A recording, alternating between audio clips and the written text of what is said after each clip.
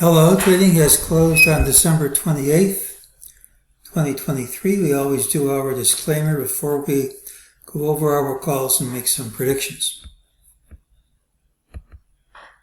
It's my trading plan for Friday, which is the 29th of December, 2023. Please remember my calls can be wrong. Trade at your own risk. We've been looking for a top in this area. We said we've already had enough technical indicators working in our favor, and what's working against us is the calendar, because this tends to be a bullish time of the year. We said if we dropped right from the open today, I would tend to believe it. We have enough. We didn't drop right from the open.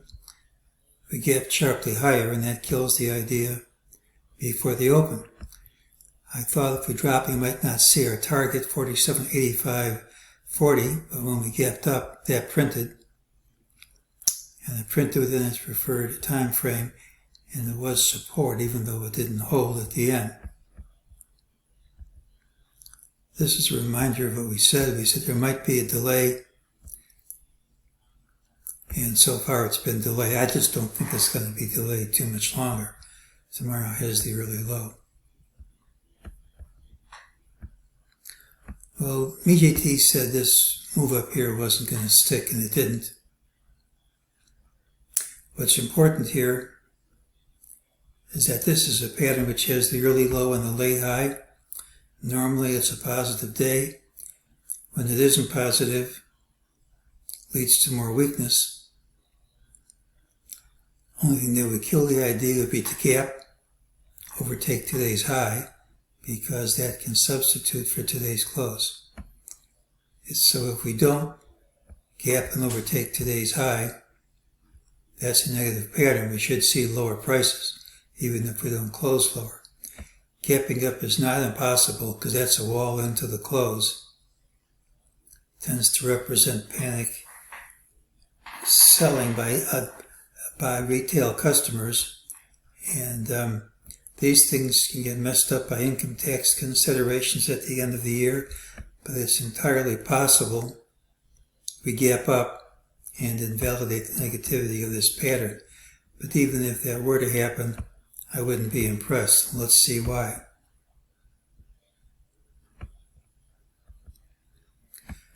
Well, here's the rising wedge. We're getting close to the end. These things shouldn't go all the way to the tip of the rising wedge. If they do, it doesn't mean anything. So when you come this close to the end, it shouldn't be too much longer until it breaks. And we're pretty close to hugging the lower edge, and that implies you're going to break lower.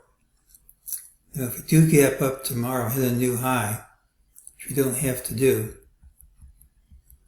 it would set up some more negative indicators.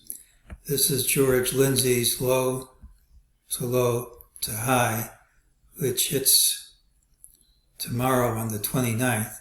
So if we do get a new high, even if it's only slightly higher, that sets off as low to high sell, which gives you a possible area of a top. We also have a square of 9 from the 27 October low that hits on Saturday. When it hits on the weekend, it means the day before or one day after. So we'll also have a square of 9 hit if we hit a new high tomorrow. And once again, we don't have to. And we're close enough to this 1 by 1 Gann fan line that we've drawn.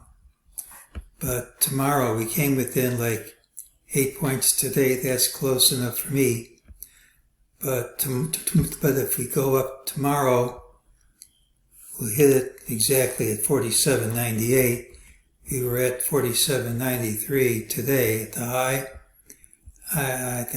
For something that's nearly 4 years long, that's close enough for me, even if we don't hit it right on the head. So even if we do hit a new high and we stop here or close to here, it just makes me more negative than I am now.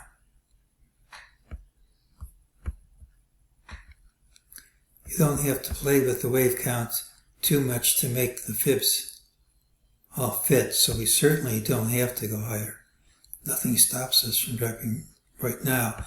But if we do gap up first and we hit around 47.98, I think you can justify a sell.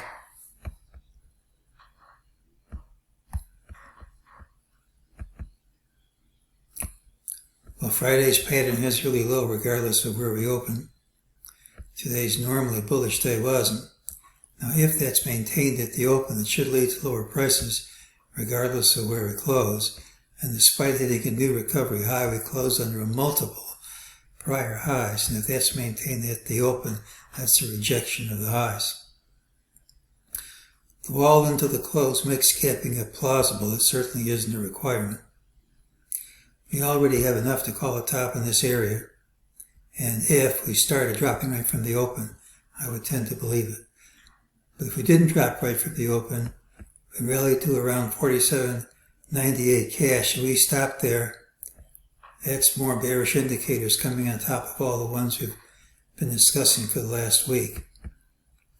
I don't think the bears are going to have to wait too much longer to get paid off on this one. It's the pattern with the really low, a top in this area. It still might be delayed, but could happen any time now. And if we went to a new high tomorrow, and we stopped just slightly over today's high, and then reversed, if that happens, I still think it'll be quite a ways down. And that's today's call.